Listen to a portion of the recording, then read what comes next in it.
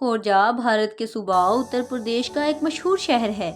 पिछली सदी ईस्वी में इस शहर में खान बहादुर गुलाम कादर खान एक मशहूर रईस गुजरे हैं। वो अच्छी खासी उम्र को पहुंच चुके थे, ताहम उनकी खुशकिस्मती थी कि अभी तक उनके वालिद का साया उनके सर पर कायम था। वालिद बहुत बूढ़े हो चुके थे, मगर बड़े जिंदा दिल और दाना बुजुर्ग थे। उन्होंने पुराने बुजुर्गों का जमाना देख रखा था और अक्सर उनके वाकयात बेटे को सुनाते रहते थे। एक दिन उन्होंने बेटे से पूछा, भाई तुम्हारे कितने दोस्त हैं?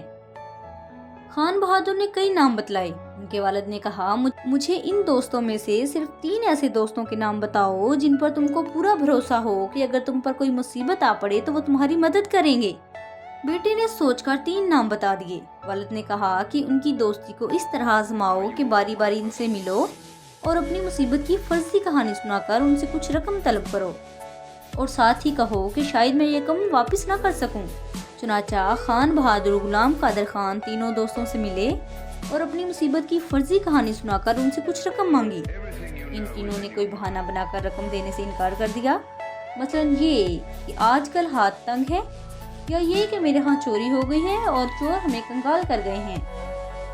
बेटे ने ये सारा किस्सा वालिद को बताया तो उन्होंने कहा, बेटे अब जमाना बदल गया है। पुराने वक्तों के लोग किसी को दोस्त बनाते थे तो उसकी खातिर हर तरह की कुर्बानी देने के लिए तैयार रहते थे। मैंने सारी उम्र में सिर्फ एक शख्स को दोस्त समझा है।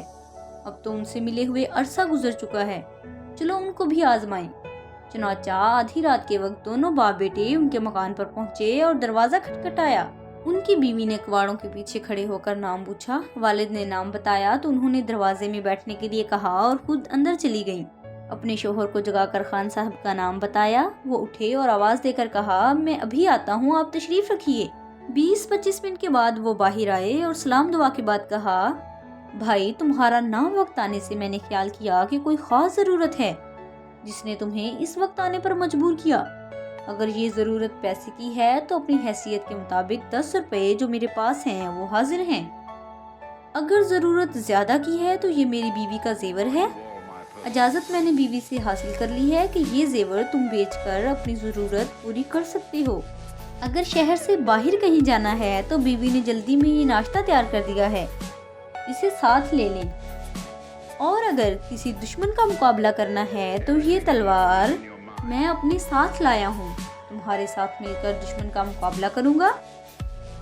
ये सुनकर गुलाम कादर खान के वालिद ने अपने इस दोस्त को गले लगा लिया और कहा, मुझे आपसे यही उम्मीद थी।